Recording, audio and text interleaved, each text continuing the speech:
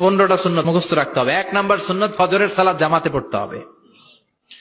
2 নামাজ মুনাফিকদের কাছে সবচেয়ে কঠিন, একটা হচ্ছে ফজরের নামাজ আর একটা এশার নামাজ। 2 নাম্বার সুন্নাহ হচ্ছে আসওয়াক, মেসওয়াক করা। মাতফারাতুন লিল ফাম মারদাতুন লিররাব, মেসওয়াক করলে দাঁত পরিষ্কার থাকে, আল্লাহ খুশি হয়ে যায়। বিশ্বনবী বলেছেন যদি আমার উম্মতের জন্য কষ্ট না হতো প্রত্যেক নামাজের আগে মেসওয়াক করা আমি ফরজ করে দিতাম। মেসওয়াক ছিল বিশ্বনবীর জীবনের শেষ আমল। এই মেসওয়াক করে বিশ্বনবী শেষ নিঃশ্বাস ত্যাগ করেছেন। বিশ্বনবী বলতেন নি'মা সিওয়াকি আয-যাইতুন ফাইন্নাহু সিওয়াকি ওয়া সিওয়াকুল আমবিয়া মিন ক্বাবলি। জাইতুনের ডালের মেসওয়াক কতই না ভালো, কারণ এটা দিয়ে আমিও মেসওয়াক করি, আমার আগে সব নবীরাই জাইতুনের ডাল দিয়ে মেসওয়াক করেছে। সুবহানাল্লাহ। 3 নাম্বার হচ্ছে দুহুন, তেল মালিশ করবেন। বিশ্বনবী জাইতুনের তেল চুলে আর গায়ে দিতেন। বিশ্বনবী বলতেন ওয়াদাহিনু ফাইন্না ফিত তাদহিনি বারাকাত, তেল খাও, তেল দাও, তেল মালিশ করো, তেলের ভেতরে আল্লাহ বরকত ঢুকাইয়া দিছে। 4 নম্বরে আত্তিব, জুমার দিনে সুগন্ধি লাগিয়ে যাওয়া সুন্নাত। বিশ্বনবী বলতেন এই দুনিয়ার 3টা জিনিস আমার কাছে সবচাইতে প্রিয়, হুব্বিবা ইলাইয়া মিন দুনিয়াকুম সালাস। 1 হচ্ছে আন-নিসা, নারীদেরকে আমি পছন্দ করি। 2 হচ্ছে আত্তিব, সুগন্ধি লাগাতে আমি পছন্দ করি। বিশ্বনবীর কেউ সুগন্ধি হাদিয়া দিছে, বিশ্বনবী নেয় নাই, এরকম কোন ঘটনা ঘটে নাই। আল্লাহু আকবার। আবার বিশ্বনবী বলতেন আরবাউন মিন সুনানিল মুরসালিন, 4টা সুন্নাত সব নবীদের সুন্নাত। 1 নম্বরে আল হায়া মানে লজ্জা। আরেক বর্ণনা এসেছে আল খিতান মানে সুন্নাতে খাতনা, এটা সব নবীদের ছিল। আর সেওয়াক, সব নবীরা মেসওয়াক করেছেন। আত্তিব, সব নবীরা আতর লাগিয়েছেন। আর নিকাহ, সব নবীরা বিয়েও করেছেন। চিল্লায় পড়েন আল্লাহু আকবার। আর লিবাস আহসানা সিয়াব, সুন্দর জামা পরা, নট নেসেসারি যে নতুন জামা হতে হবে, পুরাতন জামাও ধুয়ে আয়রন করে পরলে একটা সৌন্দর্য আছে না নাই? ইন্নাল্লাহা জামিল ওয়া ইউহিব্বুল জামাল, আল্লাহ নিজে সুন্দর, সৌন্দর্যকে আল্লাহ পছন্দ করেন। এরপরে ইকসারুস সালাহ আলান নবী, বিশ্বনবীর উপর বেশি বেশি দুরূদ পড়া। বিশ্বনবী বলতেন জুমার দিন শ্রেষ্ঠ দিন, এই দিন আমার উপর বেশি বেশি দুরূদ পড়ো। ফাইন্না সালাতাকুম মা'রুদাতুন আলাইয়া, কেননা তোমরা যে আমার উপর দুরূদ পড়ো, আমি মরে যাওয়ার পরে এই দুরূদ গুলো কে পাঠিয়েছে তার নাম, তার বাবার নাম সহ ফেরেশতারা আমার কবরে দিয়ে আসে। সুবহানাল্লাহ।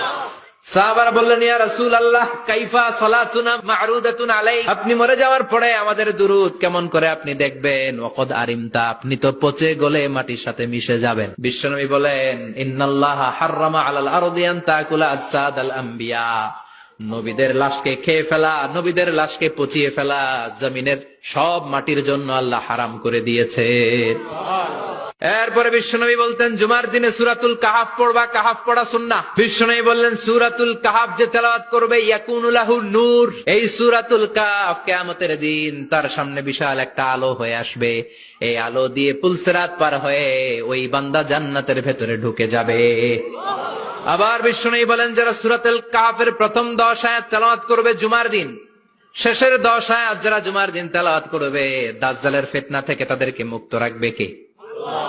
এরপর আত-তাবকির ইলাল মসজিদ, মসজিদে আগে আগে যাওয়া সুন্নাত। আগে যিনি যাবে উনি কি পাবে? তারপরে গরু, তারপরে বকরি, তারপরে মুরগি, মুরগির পরে ডিম না আন্ডা? আন্ডা। আল মাশিউ আলাল ইকদাম, বিশ্বনবী বললেন হেঁটে হেঁটে জুমার নামাজে যাওয়া সুন্নাহ। প্রতি কদমে কদমে আমলনামায় সওয়াব দিয়ে দিবে কে? এরপরে বিশ্বনবী বললেন আদামু তাখাত্তি রিকাবান নাস, মানুষের ঘাড় ডিঙ্গিয়ে সামনে না যাওয়া সুন্নাহ। অনেকে জুমার দিন আসে সবার শেষে বসতে চায় সামনে, এরকম ডাকাইত আছে না নাই? বিশ্বনবী জুমার খুতবা দিচ্ছেন, হঠাৎ এক সাহাবী সব সাহাবীর ঘাড় ডিঙ্গিয়ে ডিঙ্গিয়ে সামনে আসতেছে বুলেটের মতো। বিশ্বনবী বললেন থামো, এজেলেস বসো মিয়া, ফাকাদ আযাইতা ওয়া আনাইতা, আসছো দেরি করে আবার মুসল্লিদেরকে কষ্ট দিচ্ছ। যেখানে জায়গা পাবেন ওইখানে বসবেন, মানুষের ঘাড় ডিঙ্গিয়ে সামনের কাতারে যাওয়া এটা ঠিক না। এরপরে বিশ্বনবী বললেন দুখুলুল মসজিদে রাকাতাইন, জুমার নামাজের দিন মসজিদে ঢোকার পরে 2 রাকাত পড়া সুন্নাত। কয় রাকাত? 2 রাকাত।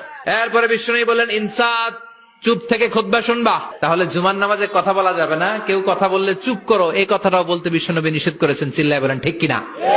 এরপরে মজার একটা কথা বিশ্বনবী বলেছেন জুমার নামাজ পড়তে যে যদি কারো ঘুম আসে জায়গা চেঞ্জ করে বসো। পুরো মসজিদের ডানে বায়ে রহমতে ঠাসা, খালি ঘুম আর ঘুম, আছে না নাই? ঘুম আসলে কি করবেন? উঠে যাবেন, উঠে জায়গা চেঞ্জ করবেন, পানির ঝাপটা দিবেন, ঘুম দূর করে দিবে কে? তারপরে বিশ্বনবী বললেন জুমার দিন দোয়া করলে কবুল হয়। এটা কখন? অনেক ইখতিলাফ আছে, বেশিরভাগ মুহাদ্দিসিন বলেছেন জুমার দিন আসরের নামাজের পর থেকে মাগরিবের আগ পর্যন্ত, বিশেষ করে মাগরিবের আগের আধা ঘন্টা, এই সময় আল্লাহর কাছে বান্দা যদি কিছু চায় এই দোয়া আল্লাহ ফিরিয়ে দেয়। না। এই 15টা সুন্নাত আমল করা যাবে তো? সবাই রাজি?